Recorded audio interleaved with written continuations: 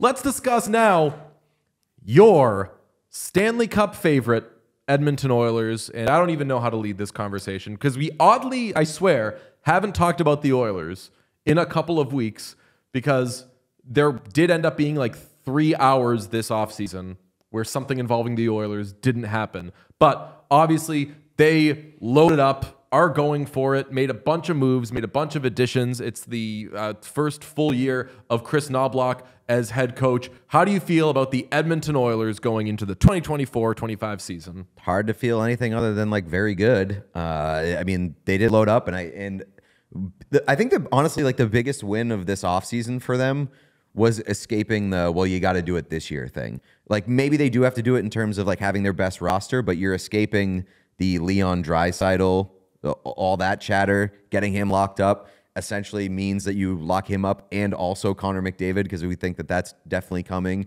So like that's huge for them. And they are positioned now to have one of the most exciting top sixes that I can recall in hockey. I think they definitely have the best top six in the NHL just because, and I've been looking at like all the lines of all these different teams as we do these previews and try to figure out who can mix and match with who. And then you get to the Oilers and their first line is Ryan Nugent-Hopkins, Connor McDavid, and Zach Hyman. And that takes your breath away. But like it's also to, like the strength of this team too is that may not be their first line, and you can swap. They have a lot of flexibility, and no matter what you do, it's still going to be fucking awesome. And like Ryan Nugent-Hopkins, if he's your third line center at any point, unbelievable. Like Adam Henrique can slide up, can slide down. They just have a ton of utility and flexibility within that lineup, and it's very, very exciting. So much of that is bringing Adam Henrique back, which is not something that I expected. I was so excited when they signed Jeff Skinner. Arvidsson I thought was interesting. I thought the Arvidsson thing right out of the gate in free agency was hey, we might be moving and shaking a bunch of things or losing a bunch of guys. Let's just make sure that we get one guy who we could say, well, here's Draisaitl's wing, and then at the very least, no matter what happens, we got Draisaitl a wing, because that had kind of been a discussion at points during the postseason. But shortly after, they signed Jeff Skinner, and then they bring back Adam Henrique, who listens to Zach Hyman in that impassioned post-game thing from Game 7 of like, guys, come back. Like everybody, hopefully we can all come back. Adam Henrique returns and is probably going to be their third line center. Don't sleep on Connor Brown. Don't sleep on Connor Brown with the season he had last year where he didn't score famously at all, scored a goal late in the regular season, and it seemed like almost a pity party for him. And then he ended up being a really, really good postseason player for them. He's going to be a bottom six contributor who will be really good. Matthias Janmark, who scored the only goal in Game 7, good penalty. Like they just have so much, as you said, utility in their offense. And I want to bring up a stat that Jason Gregor noted, which was that in signing Jeff Skinner, the Oilers have 4 of the top 20 5-on-5 scorers over the last 3 seasons. I didn't even mention that they lost Warren Fogle, who's a really good 5-on-5 scorer. That doesn't even matter that they lost Warren. And on top of it all, they're doing the thing, which is Evander Kane, who needed abdominal surgery, forgot to get it until just a few days ago. And now you have to start the 6-month clock on that recovery now. Wow, what if now he's going to miss the whole season? What an inconvenience. Now he's not going to be able to come back until the salary cap doesn't matter in the playoffs. So in addition to all the stuff that we said with their forwards, and not that they're going to be adding it forward, they have $946,000 in cap space. In real, honest to goodness, we're not cheating cap space because they didn't bring back Broberg or Holloway, who they famously let walk. They did move on from Cody Ceci. Now they have like an actual honest $1 million in cap space somehow, plus another 525 they can go over during the regular season. They got those picks, 2nd rounder and 3rd rounder from St. Louis. Do they have their own 1st rounder? No. They traded it. They wanted to make a pick at the Sphere. Happens to the best of us. Whatever. But they've got over $6 million to play with, and 2nd round pick from a bad team, 3rd round pick from a bad team, their 2026 1st rounder. They are positioned somehow to add to this group And it'll probably be on defense because Matthias Ekholm, 34 years old, has been an absolute godsend for them. Evan Bouchard going into the final year before he will be a restricted free agent. So he's going to be due big money, and he's going to try to command it with a huge performance. Darnell Nurse, second pair left side, and Ty Emberson. Really, really interesting addition. And I think it's interesting from both sides. We'll talk about this trade a little bit on how it affects the Sharks, but they move off. They want a free space and move Cody Cece's money. And in doing it, they kind of pay a lot. They give a third-round pick to the Sharks to get back a 23-year-old, really, really good young right D who is, by athletics metrics and all that, in the 96th percentile of defensive defensemen. And for what they need, which is partner for Nurse, second pairing guy who maybe ends up being the anchor to that second pair, I love this. Well, he also has the Knobloch connection, right? Was he not AHL Defenseman of the Year under Chris Knobloch? He was. Look at that. So that's I'm kind of looking at funny. There are some additions, specifically in this Pacific Division, where I'm like, why did a team move that guy? Or why did, in the case of other players, like, why did other teams let this guy sign for just $1 million when he might be making a big impact on this team? So Emberson is fascinating to me. And he only played in 31 games last year because he got hurt in his first full season in the NHL. But I like watching some of his press conferences. Seems to have a good head on his shoulders. Wisconsin kid. He just really checks a lot of our boxes. And that's not even considering the possibility that Darnell Nurse could have a bounce back year after last year and in the postseason really having some struggles before, it should be noted, coming alive a bit in the Stanley Cup Final. Like, he rose to the occasion, which was very nice to see. Yeah, but it came after he got a kick in the pants from being horrendous. Yeah, so, like he first heard it, he felt it, and he did bounce back a little bit to his credit. That third pairing though does worry me a bit. I'll say that for a Stanley Cup favorite, like the slam dunk, this has to be your Stanley Cup favorite, or else you're being an asshole in some way, shape, or form. I think that entire third pairing is up for grabs. Like Josh Brown, Brett Kulak, it's probably looking like they lost Vinny Desharnais, which is kind of like a CC thing where that's not just a player, that's vibes. He's the nasty on the back end. He's the tall on the back end. He is, you know, that's who Stu hugs after games. Winnie Skinny Vinny is what they call it. After games, Stu goes over and he hugs Vinny Desharnais. So sad. Keep an eye on that. We have Adam Henrique stepping into the hot guy that isn't Leon role with There's a lot of those. out.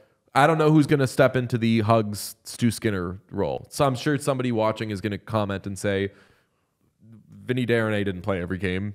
He had to hug other guys. Yeah. I just don't know off the top of my head who he hugged. Maybe Bob? Zach Hyman? Tough offseason. Zach Hyman seems like a big go-to hug guy. Zach Hyman, you know, Dad Hyman, had another kid recently. Oh, that's huge. Dad strength. Grown-ass dad strength. Hey, thanks for watching the channel. We appreciate everybody who checks out our stuff, but 80% of our viewers are not actually subscribed to this page, so if you could smash that subscribe button, it would go a very long way for us. The more subscriptions we have, the more visibility we get from YouTube, which allows us to do more. So press that button. Thank you. With the Stu Skinner, like, what is your... I'm probably asking the wrong person here, but like, what's your read on Stu Skinner? What's your temperature? We've seen him be good. We've seen him be not so hot.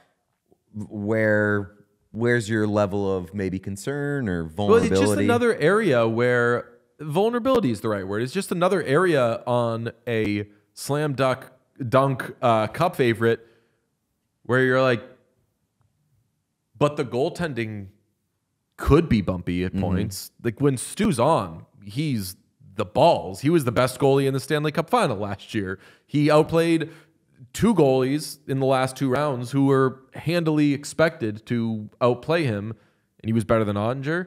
He was better than Sergei Bobrovsky. He was nails for a couple of rounds. When he's on, like, he really is an awesome hockey player, but he is prone to stretches and lapses and moments. You can tell very quickly when he's not on, when he's not settled in. So that could be an area. But they brought Calvin Pickard back, who established himself as somebody who can steady the waters. And Calvin Pickard doesn't strike me as a player who is going to suffer the lows that Stu Skinner can. And obviously he's not going to have the highs of Stu Skinner because he's just not that good a player.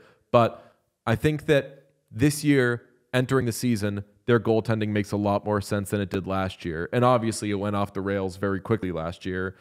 But in a lot of directions too. Yeah. Oh, that's another thing I want to bring up with this team. Like, what's the regular season going to look like when they're not chasing it the whole time? Is this should they care about finishing first? Should they care about getting, I think they should want to have the easiest path they can get, but well, chasing it honestly helped them for the last 4 months of the season because they felt like they were playing a playoff game every day and they were forced to lock it in. And we used this word a ton last year.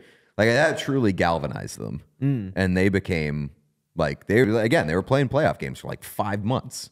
We didn't even mention, of all the utility you said they have with their forward group, what if they tell Matt Savoy, hey, you're starting in the AHL and do a Stankoven to us. If you do a Stankoven, we'll have to play you, which is you're playing in the AHL. If you go off, I don't care how good a team we are, there's going to be a spot for you. And that's what I like about this roster, too. I don't just see Corey Perry play every night. That's good news because you probably won't. There will be room for guys if jobs are won. So there's still going to be competition here. Silly Pod Colson, too, is an interesting flyer that they took because he's one of those guys that he was good in juniors, had a lot of hype, never really worked out in Vancouver. But there's talent there. It has to be unlocked. And it has to happen regularly. But this is a pretty decent place for maybe it to happen. Maybe the change of scenery helps a little bit. Maybe he learns from that group. We'll see. I'm intrigued about that. And I am also, we mentioned Arvidsson earlier. I think I really like the Arvidsson signing. He is a big Oilers type player to me. And a year ago, not last season, but the year before, he scored 26 goals. So that guy can light it up and can be electric. And to add him to this team, I think is really, really intriguing. Yeah, you can't say watch out for these guys because everybody's constantly watching them and constantly thinking about them. But this should be an unbelievable. We haven't mentioned Connor McDavid. We mentioned Connor McDavid we don't once, have to. Which was to say that he's on their first line. Yeah. So in case you didn't know, Connor McDavid is probably going to be on their first line. We didn't mention their power play, which is what's so fun about this. I was on Oilers Nation Every Day a couple months ago, and they were like, Jeff Skinner, friend of the pod, what do you think? You excited? What do you see for him? And I was like, he's going to get, I could see him getting 24, 25 goals. Because realistically, he's not going to be on the fucking power play. There's no room on this power play for Jeff Skinner. And he can be on the second unit, but tell you what the second unit doesn't do. Play. Get on the ice. Because the Oilers power plays last 22 seconds. He's zipping around and Evan Bouchard scores. And it's the coolest thing in the world. Yeah, that's a good point. He's probably not going to benefit as much as but he also doesn't have to be a leader. He doesn't have to do a whole lot. He just has to show up and score. Yeah, just show up and play with Leon Draisaitl. Yeah, pretty cool job. The Athletic put out a thing of tiers of the tiers of players, and obviously, actually, I think that the Avalanche also had 2 players in the top tier in McKinnon and Makar, but McDavid. I think you could put Ranton in 1A, 1B. Yeah, they had. I think they only had 2 1A players, which were McDavid and McKinnon. Okay. And I was like, I'd nitpick and maybe do McDavid 1A, and then if you want to give McKinnon the 1B tier to himself, do that, and then put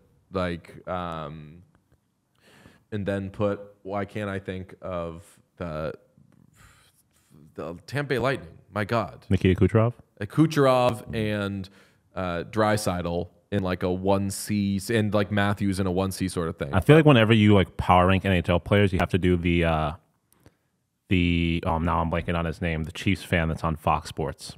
He does the Mahomes Mountain when he ranks quarterbacks, and Mahomes is the standard. He's yeah. Why am I blanking on his name? He's the one that everyone hates.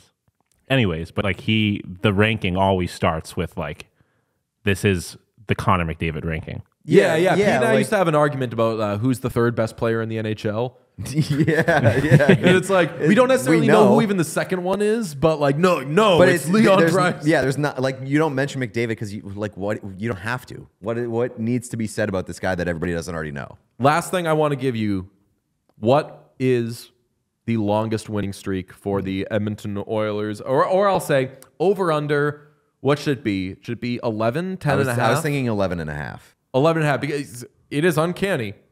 Bob told us. Bob knew this. 11 and a half seems maybe 10 and a half. Friend of the show, Bob Stauffer. If you haven't watched his videos with us, you gotta, because you should watch anything with Bob Stauffer. That Knobloch just goes on winning streaks. Yep. And I remember when they were down 3-0, Bob was like, tell you what though, like Knobloch goes on winning streaks. You So, need them like, to lose like 3 games in a row. Wasn't that the stat? Yes, like it was every time they lost 3 games in a row, they would then win like at least 8 in a row Yeah. or something Yeah. like that.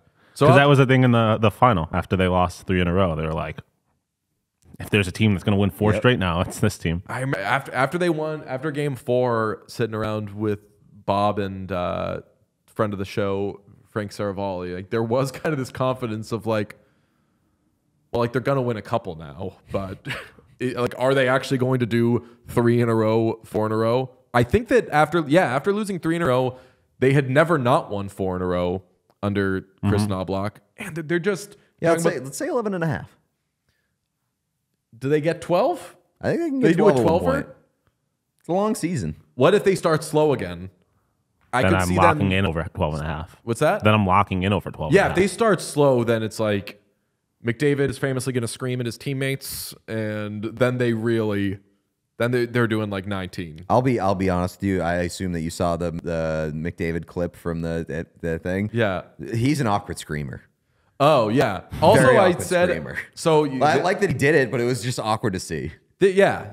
This means so. If you didn't know that I had seen it, it means you didn't see my reaction to I it, didn't, which no. was like, if you guys think that was bad, Oh, I you did should have see seen that, me actually. screaming at Pete and Sean after all those games, just fucking like slapping you in the face with a handful of gummy bears. We all silly like the mayor.